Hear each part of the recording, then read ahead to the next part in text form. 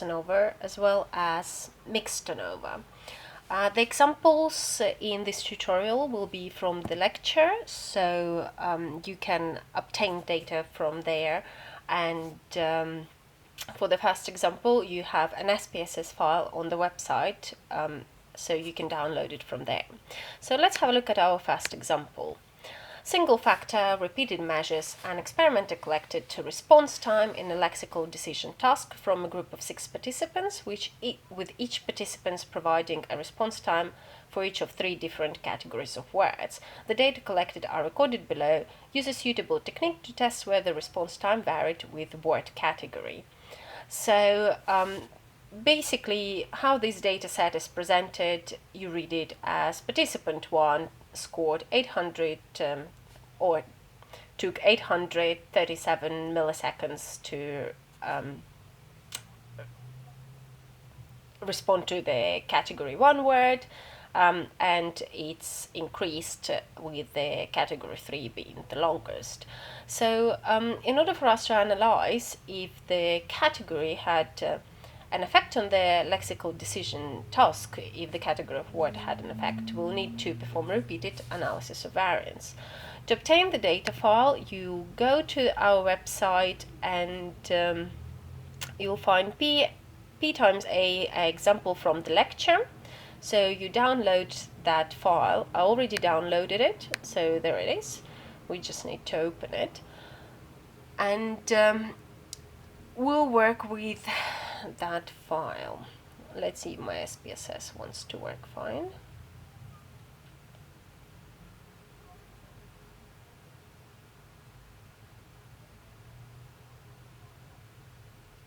Okay, there we go. P&A example from the lecture. So here we have that data from the lecture that we'll work with for analyzing. To analyze repeated measure, you'll go to Analyze, General Linear Model, and Repeated Measures. And here it asks you for within subject factor name. Our within subject factor name is a category, and it has 3 levels. And now we need just to define those 3 levels, and there we go. Our 3 levels are in within subject variable category. So going to options, we can choose descriptive statistics as usually. We won't choose anything else for the time being, not to clutter our output. And let's have a plot. I like plots. It makes interpretation of data much easier. Continue. Okay.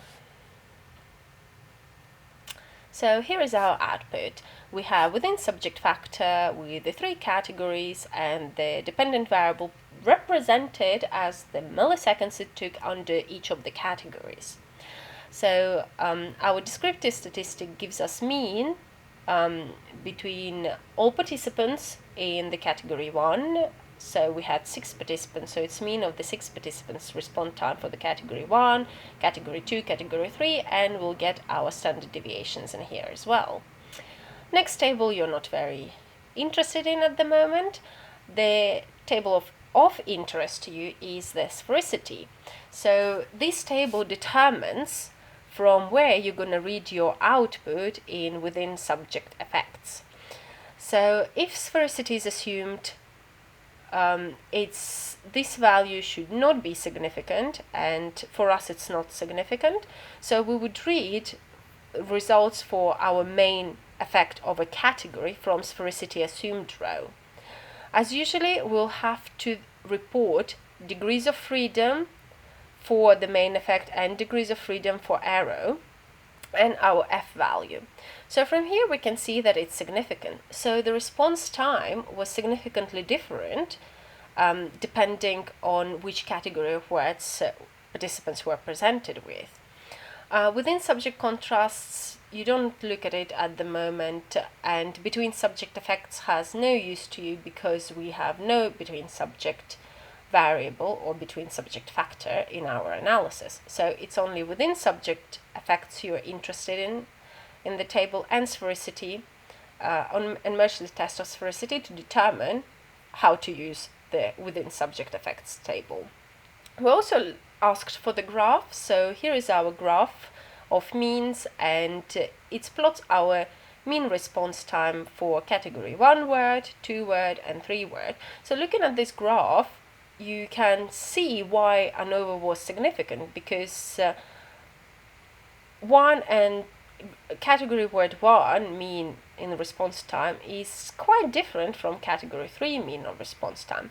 However, you would need to perform a post hoc test to determine where exactly difference lie, because maybe this one is not different, but probably category 2 is different from category 3 and category 1 different from category 3. You can't make any conclusion unless you run the post hoc test. So this one is for you a simple repeated measures design. Now, for the mixed design, oops, that's the wrong one. From the mixed design, we have another task that we covered, where basically one factor is between participants and another factor is within participants, and therefore it got its name as mixed design. So this is an example that was given at the lecture. In an experiment of concept formation, each of 10 participants was allocated to one of two conditions. One of two conditions is your key for understanding whether the factor is between or within. So we have a condition that is between. Then in one condition, participants were given information indirectly relevant to the task. In the other condition, they were given no information. So each participant then perform on each of two conceptual and identification tasks. So each participant then perform on each of two concept identification tasks becomes your within participants factor. So within participant factor is identification task, and another factor, information or no information group, is your between participants factor. The following data are the number of trials required by each person to identify the concept. So here is our data. We don't have a data set for this exercise, so you have to create your own if you want to practice performing mixed ANOVA. I'm not going to manually enter all the data. I'm going to cheat a little bit. So to key understanding this table is that the identification tasks, as we determined, is belonging to the same set of participants. So these participants, so let's actually talk about it this way. Participant 1 scored 20 on the first identification task, and the same participant scored 11 on the second identification task. Participant 2 scored 20 on the first identification task and scored 13 on the other identification task. As we could see from unrelated ANOVA and repeated measures ANOVA, the data are entered quite differently.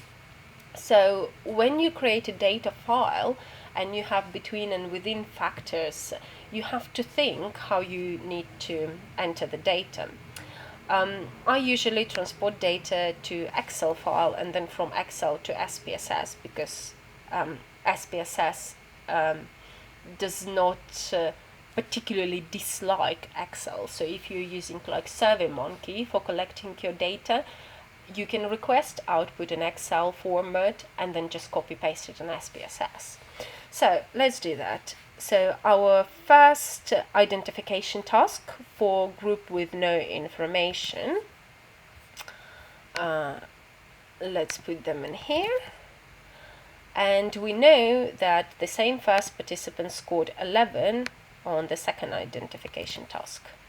So we put them right next to each other. So we know participant 1 scored 20, then they scored 11, and now we need to code them as the group. So they were in the group with no information. So we can code no information as ones or as zeros if you want to code it as a dummy variable. It doesn't make any difference in ANOVA whatsoever. So let's assign them to the group. Now let's deal with another group. Here we go. First identification task will go right here, and the second identification task will go next to it. So participant 6 scored 23 in the first identification task and 16 in the second identification task, and they were given information. Now you can just copy and paste it in the new SPSS file.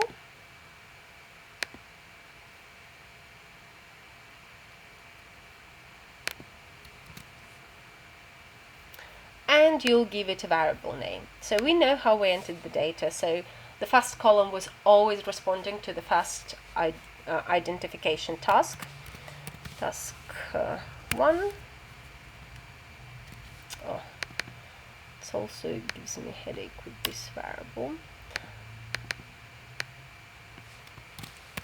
Task 2. And the third variable, we know it's a grouping variable. It's our group. So these two are scales because we have our responses or number of trials required, and they are on the scale. And group is our nominal variable because it's belonging to a particular group or assigned to a particular group. So going to data view, we can see that oh gosh, I didn't give the values to the group. Now we can code in here that we know 1 was given no info and 2 was giving info.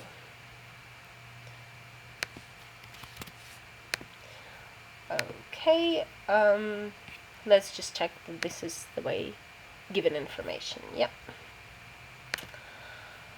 So going back to the data view, now checking the 1 to A button, we can see that everything recorded correctly. And we'll go to Analyze General Linear Models. When you work with the mixed design, you'll go through repeated measures. So here we go, repeated measures. First, within subject factor. Your within subject factor is the task. And task has 2 levels. There were only 2 tasks. Define. And now we put the tasks in within subject variable. You see, because under the tasks, they represent the dependent variable, the repeated measures box does not have a box for dependent variables, so don't even look at it. And now group will go for between subject factor. This one we did not use when we did our repeated measures because we simply did not have a between subject factor. So, as usually, go to options. We want descriptive statistics. We want homogeneity tests because we have between subject factor. Continue, and plots. Let's plot them. Both of them, group and task, have equal number of levels, so it doesn't matter how you place them, which one goes on horizontal, which goes on separate lines. Just remember that y-axis or vertical axis will always represent your dependent variable. Continue and OK. So here we have our dependent variable. As you can see from here, it's under the task 1 and task 2. So task is our factor with 2 levels, but the way it's recorded, our dependent variable is recorded under the tasks. It's our, gosh, I keep forgetting what our dependent variable, number of trials required to identify the concept. Here's our between subject factor group 1 and 2 and our labels, so we remember what corresponds to what. And here we have descriptive statistics for task 1 with no information, with information. For task 2, the same with their standard deviations. Box test equality of covariance matrix, don't worry about it at the moment.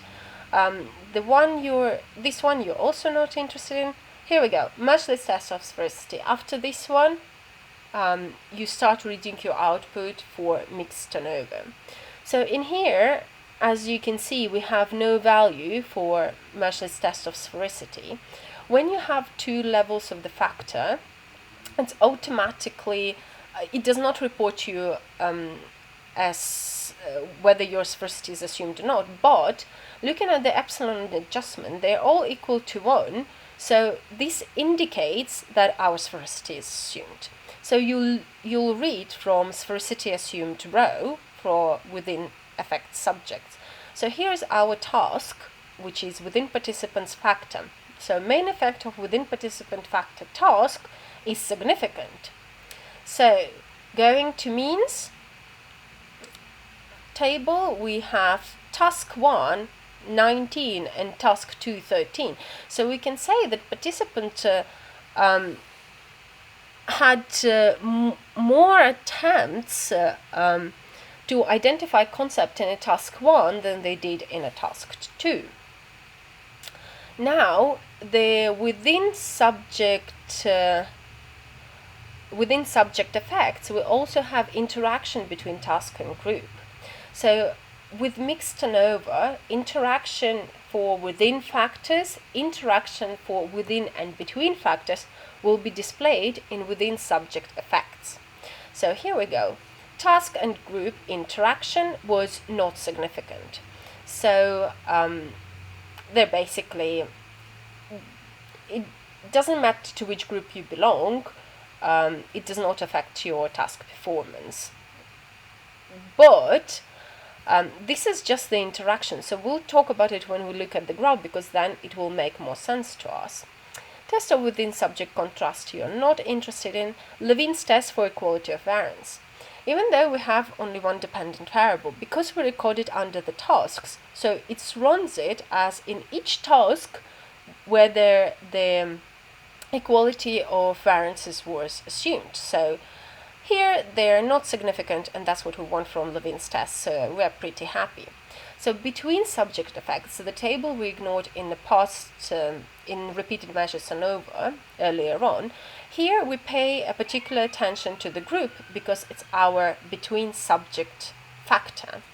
And here we have group is significant depending of whether you were given information or not given information, significantly affected the number of trials you took to identify, well, not you, participants took to identify the concept. So, and here is our plot. That's how we can easily see what's happening. So task 1 is the blue line. And we can see that in task 1, participants overall performed better than in task 2. So here is our main effect for the task. Now, no information. We can see that if we'll take the mean of no information, it will be lower than the mean of the information. So, and this is our main effect of the group. But because those two lines do not interact with each other, they don't cross over each other, they're not in a sort of sidewise V, we can see that there is no interaction between two main effects. And so we have a separate main effect for the task and a separate main effect for the group, whether they were given information or not, and no interaction. So this is a basic, very basic way of analyzing mixed ANOVA and repeated ANOVA. So play around with it.